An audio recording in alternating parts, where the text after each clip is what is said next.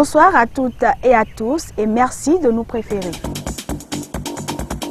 Permettre aux différents acteurs du monde agricole d'échanger et de partager des expériences, c'est l'un des objectifs que vise le réseau AgriHub Bénin en organisant il y a de cela quelques jours un cocktail d'affaires.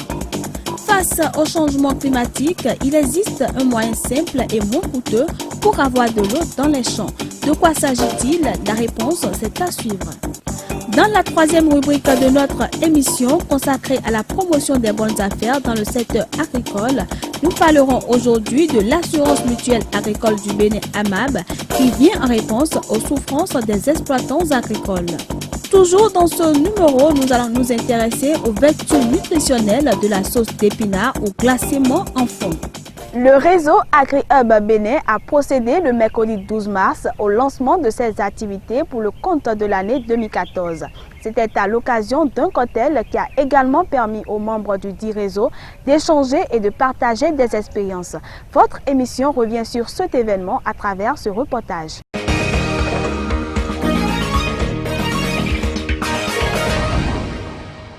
C'est dans une ambiance très détendue et empreinte de convivialité que les membres et partenaires du réseau AgriHub se sont retrouvés pour échanger au cours de ce cocktail d'affaires. Ceci conformément à l'objectif poursuivi par la coordination du réseau. Le cocktail d'affaires, ça rentre dans le cadre de nos activités. Et c'est une forme aussi d'activité qu'on organise pour faciliter la rencontre des acteurs. C'est-à-dire les entrepreneurs, les agriculteurs, les promoteurs d'entreprises. C'est l'opportunité pour donner à eux pour pouvoir rencontrer d'autres personnes, d'autres promoteurs, que ce soit des partenaires, ou bien des banquiers, ou bien d'autres des cabinets d'études, tout ça là qui peut les aider à améliorer un certain nombre de choses au niveau de leur entreprise, en termes de plan d'affaires, en termes d'appui à l'accès à l'entrepreneuriat agricole, surtout en matière de finances agricoles. Ça donne l'opportunité aussi à certains partenaires qui interviennent dans le domaine agricole de présenter les opportunités qu'ils ont à leur niveau, les instruments d'appui, d'aide. Et comme ça constitue des opportunités pour les promoteurs agricoles à saisir. Pendant toute la soirée, les membres du réseau et entrepreneurs et les partenaires ont eu l'opportunité de discuter des opportunités d'affaires et de partager des expériences. Ce cocktail a été aussi l'occasion pour le lancement des activités du réseau pour le compte de l'année 2014. Dans sa structuration, le réseau AgriHub dispose en son sein des groupes thématiques animés par ses membres appelés communautés d'innovation. L'honneur est alors revenu à chaque chef de file de communauté de présenter les actions majeures prévues pour cette année. C'est la communauté services financiers qui a ouvert le bal. Nous avons pour 2014 4 grandes activités. L'activité phare, c'est la deuxième édition du salon qui a été organisé déjà en novembre. La deuxième édition aura lieu donc cette année. Les autres activités sont des activités de sensibilisation pour la plupart. La capitalisation des expériences réussies entre collaboration, des expériences réussies de collaboration bien entendu, des institutions de microfinance ou de banques s'il y en avait, avec des acteurs agricoles. Il y a un autre volet, l'assurance agricole. La MAB sera mise à contribution pour développer avec les acteurs agricoles l'importance de l'assurance et de la même façon l'importance pour les institutions de financement qui ont besoin de ça pour sécuriser, pour garantir un peu les prêts qu'ils accordent à leurs clients. Ce fut ensuite le tour de la communauté recherche et développement de parler de ses priorités. Pour cette année, nous avons 3 grandes activités. Premièrement, c'est de capitaliser les itinéraires techniques innovantes dans la chaîne donc, de production agricole. Et ceci concerne spécifiquement le maraîchage, la pisciculture et la riziculture. La seconde grande activité, c'est l'organisation d'un atelier dans un contexte donc, de changement climatique. Quelles sont donc les mesures d'adaptation au changement climatique, surtout donc, dans le domaine agricole? Et en dernière position, la troisième grande activité, c'est aussi organiser un atelier donc, pour mettre ensemble ou bien créer un dialogue entre les institutions donc, de recherche et les entreprises agricoles pour que ces entreprises agricoles puissent bénéficier des résultats qu'on aurait donc au niveau donc des institutions donc de recherche. La communauté en charge des questions de politique agricole entend aussi jouer sa partition. Les grandes activités que nous avons cette année, c'est surtout la vulgarisation du code foncier rural. Qu'est-ce que nous aurons à faire là? Nous allons faire ressortir les aspects du code qui concernent les acteurs agricoles. Et la stratégie serait vraiment simple.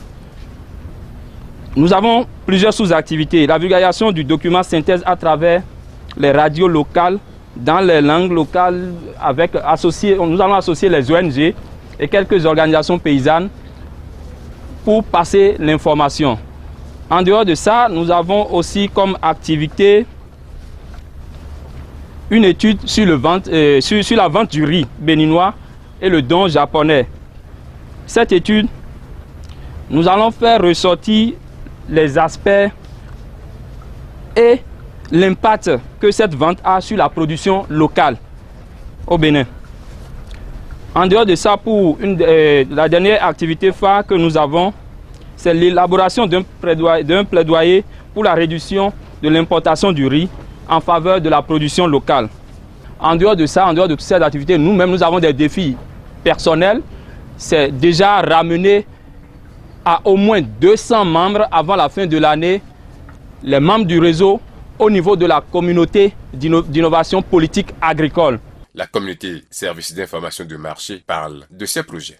Notre défi, vous le savez, c'est d'amener tous les producteurs agricoles à pouvoir recevoir les informations de marché en ce qui concerne les prix, les offres et les intentions de vente et d'achat sur leur portable. Alors vous voyez, avec une population, disons, à 80% analphabète, pouvoir lire un SMS, c'est déjà un grand défi.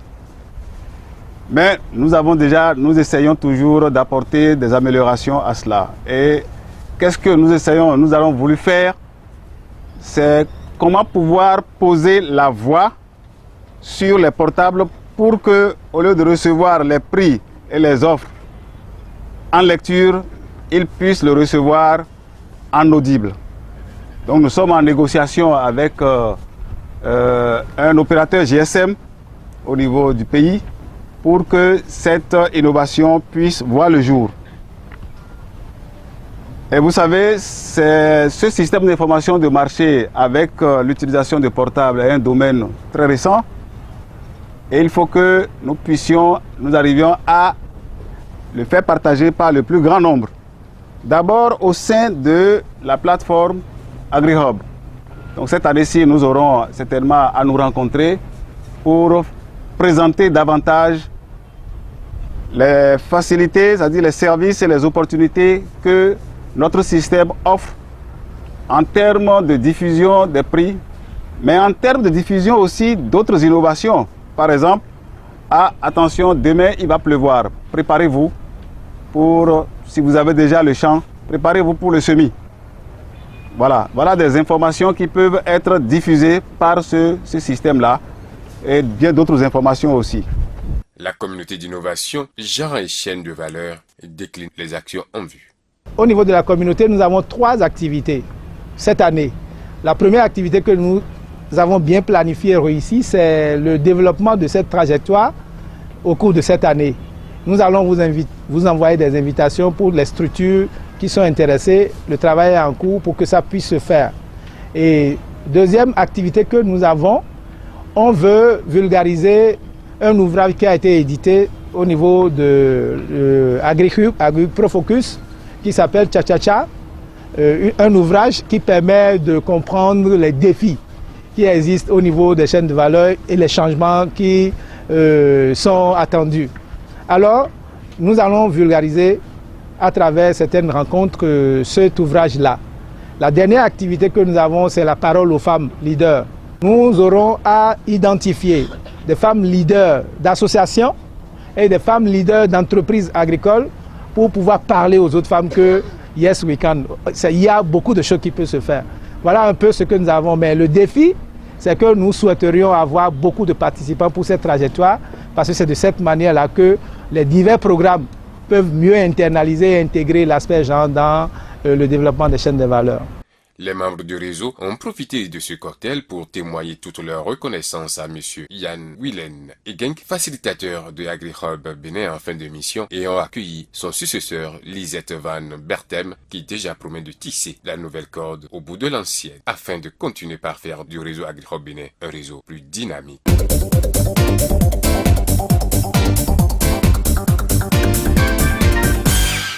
En vue de s'adapter au changement climatique, un groupe de jeunes agriculteurs a décidé de forer par lui-même son puits. Avec très peu de moyens, ces jeunes maîtrisent aujourd'hui l'eau, indispensable au développement de leurs activités. L'un d'entre eux, Serge Zaoundaro, nous en dit plus. Avec ce qui se passe aujourd'hui, si vous n'avez pas l'eau, vous êtes paysan, vous n'avez pas l'eau, vous ne pouvez même pas dire que vous êtes paysan.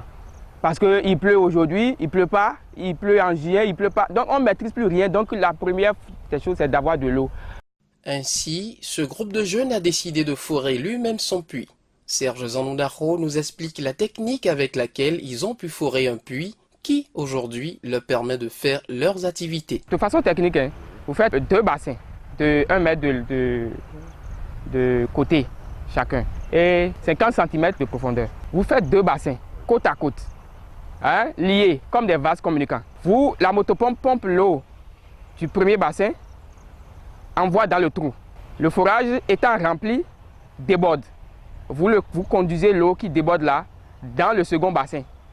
Les 2 bassins étant communicants, l'eau qui sort du bassin, l'eau qui sort du forage amène la boue dans le premier bassin, dépose la boue là, l'eau continue, son chemin va dans le second et le tout continue.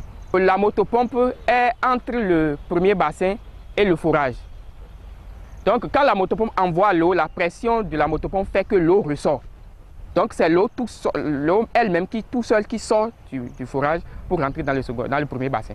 C'est un peu la technique là qu'on peut enseigner, qu'on peut expliquer à tout agriculteur pour que nous puissions avoir accès à l'eau. Il a fallu près d'une semaine de travail pour Serge Zaoundaro et son équipe. En termes de coûts, d'investissement personnel, qu'est-ce qu'il faut pour le paysan qui veut forer? Ça dépend de la zone. Il y a des zones où vous pouvez dépenser beaucoup moins pour forer. Mais pour n'importe quelle zone un peu dure, déjà il faut jusqu'à 100 000, 120 000, dépenser 120 000 dans les matériaux pour avoir vos instruments de forage. Cela fait plus de 2 ans que ce forage fonctionne normalement. Mais le seul problème auquel ils sont confrontés, c'est l'autonomie énergétique. On n'a pas pensé au courant de la SBE parce qu'il y a souvent coupure et souvent nous utilisons de l'essence, des moteurs, des motopompes conventionnelles qui utilisent de l'essence. Le mieux, ce serait d'utiliser le courant de la SBE parce que c'est beaucoup moins cher. Quelqu'un qui utilise de l'essence dépense 10 fois plus que celui qui utilise du courant de la SBE, si on pouvait avoir le courant de la SBE.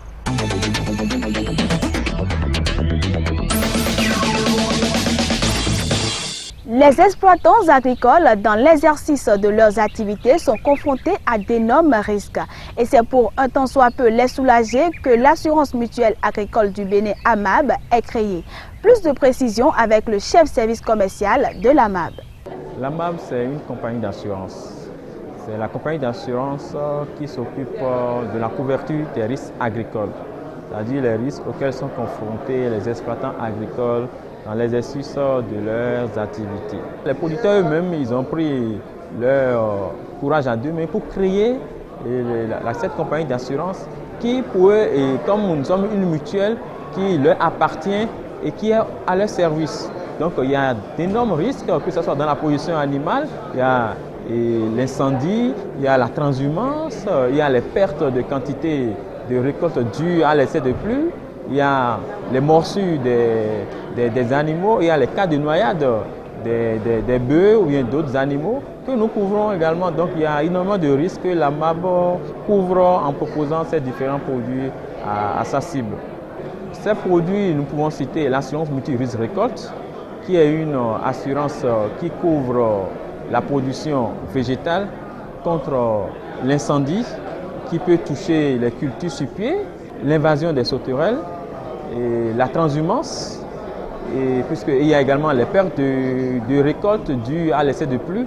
Donc l'AMAB couvre ces différents risques auxquels sont confrontés les producteurs sur ce produit. Et sur ce produit, nous avons aujourd'hui évolué et nous proposons également une couverture pour les maraîchers.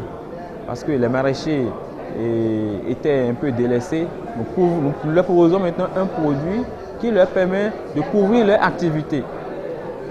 Sur un autre produit, un autre volet, nous avons la production animale, où l'AMAB, de par son produit mortalité de bétail, permet à l'éleveur d'avoir une certaine couverture en cas de risque d'accident de son troupeau, ou de noyade, ou d'éventration, ou d'empoisonnement même de son troupeau. Donc si ces différents risques survenaient, le producteur ou bien l'éleveur qui avait pris une couverture d'assurance pour son animal se verra indemnisé par l'AMAB. Vous n'êtes pas sans savoir que les producteurs sont confrontés eux-mêmes à des risques et ils n'avaient pas assez types d'assurance chez les compagnies d'assurance qui existaient. Donc l'AMAB leur propose maintenant une couverture qui repose sur leur propre personne parce qu'ils peuvent faire des accidents.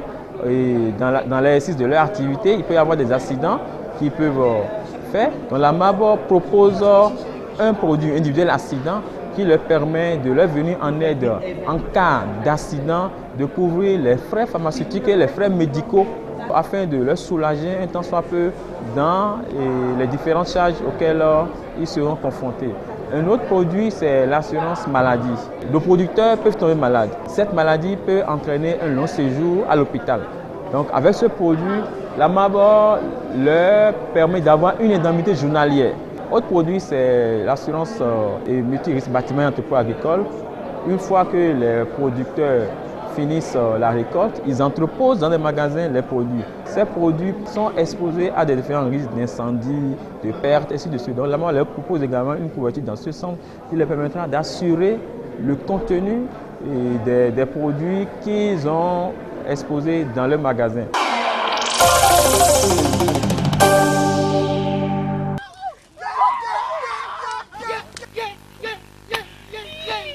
Mon frère, toi qui viens de subir cette perte. Mais c'est une perte énorme. Écoute-moi, as-tu au moins souscrit à l'assurance multirisque récolte de l'AMAB? Oh, mon grenier est en train de brûler, tu ne peux pas dire AMAB. Ah, il ne faut pas chercher loin, mon frère. Si au moins tu avais souscrit à l'assurance multirisque récolte de l'AMAB, mais tu aurais été dédommagé, et cela très rapidement par l'AMAB. C'est quoi l'AMAB? C'est Assurance Mutuelle Agricole du Bénin. Je te dis, ils ont beaucoup de produits. Assurance multirisque récolte. Assurance mortalité de bétail. Assurance individuelle accident. Assurance automobile.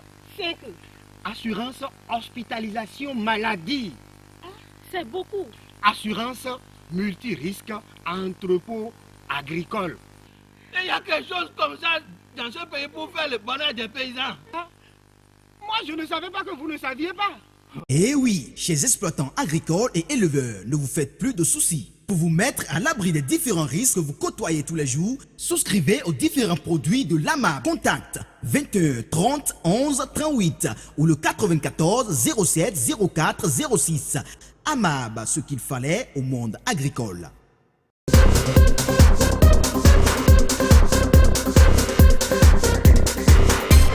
Plus connu sous le nom de glacement en fond, l'épinard est une feuille riche en fer et en d'autres nutriments. Dans ce numéro, le diététicien Patrice Zivoido nous indique comment préparer la sauce aux épinards pour mieux profiter de ces nutriments. Bonjour, aujourd'hui nous allons préparer la sauce d'épinards aux tomates, communément appelée à glacement sounou. Quels sont les ingrédients qui vont contribuer à la réalisation de cette sauce?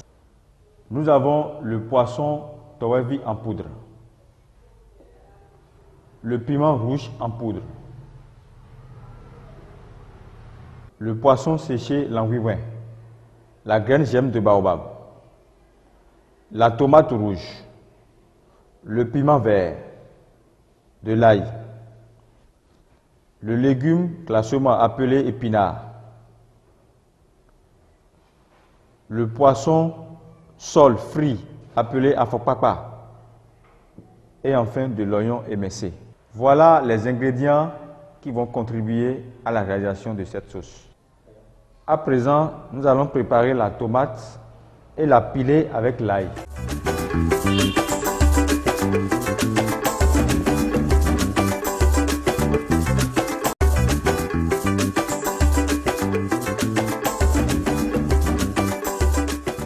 Nous allons piler la tomate après l'avoir passée au feu avec de l'ail. Nous allons couper finement le légume classement qui a été déjà nettoyé.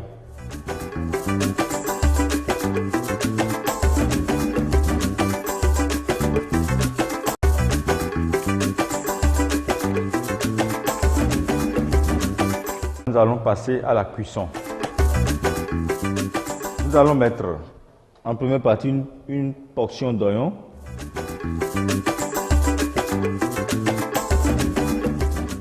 Je remue l'ensemble de l'oignon avec le jus de tomate, un peu de tomate,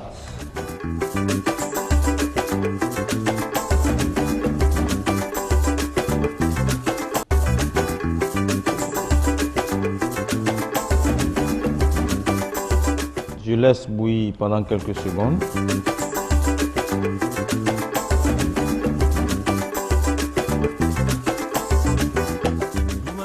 Le poisson séché, l'environnement.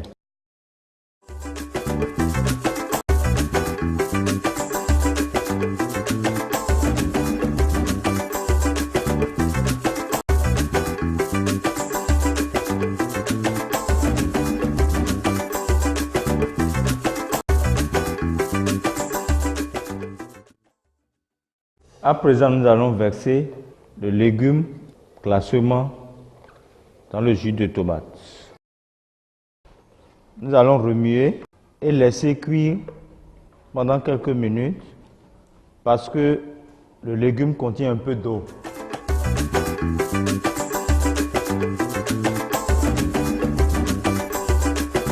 Je mets la graine gemme de baobab qui servira d'huile.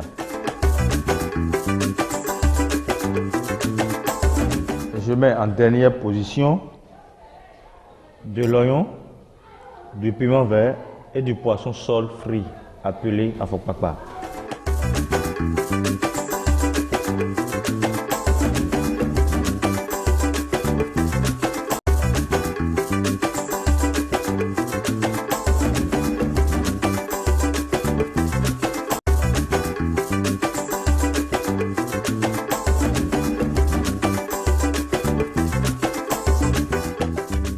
Voilà enfin notre sauce d'épinards à la tomate qui est prête, communément appelée à classement soun.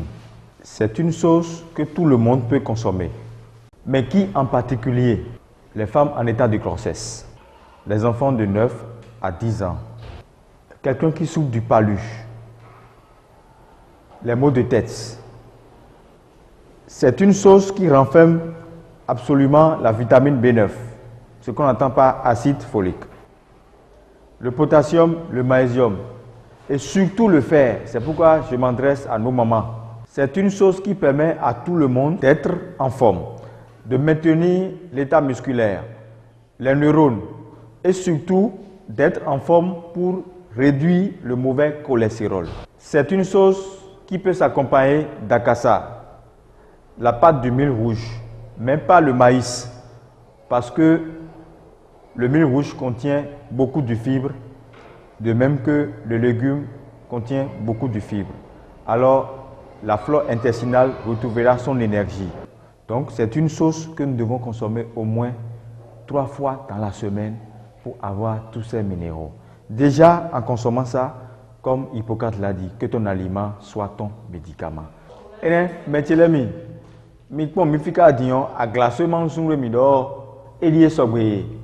Bodo wande pivivi ta votoe. On soun lo peto bi henandu. Mais quand il y a un lait, il y a un peu de financer. Mais il faut son Dieu. Et il y a un son ton. Il y a un son ton.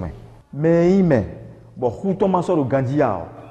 Maman m'a dit que il y a un dou. On se lève mon fils, si nous rien, il y a un double fond quand Gandia. Il y a un double podo à Gipo, podo à Bokunwapo. Mais il y a un tête qu'on a beaucoup de tegbe. Il y a beaucoup de amidon, et de comment, et de nous bohomé. Mais tu l'as mis, à close en bas de pomme, mais n'a pas comment vous bonus sur l'eau, bonada. Mais mon fils, il y a deux amis, amidon, oui, au passage queen, dogo, un autre grand chien de baba. Et mais connaît bien un outil, au macaroni, mouni, mais il met, et mon nom sont sérieusement gandia, et doit t'attendre à bord. Vous savez désormais comment préparer la sauce aux épinards pour en tirer tous les avantages nutritionnels. Voilà, mesdames, messieurs, nous sommes au terme de notre émission Agromag. Pour d'éventuels renseignements, veuillez appeler SAC Agri au 66 42 38 67. Ensemble, valorisons l'agriculture et les bonnes pratiques de nutrition. Merci pour l'attention et à très bientôt.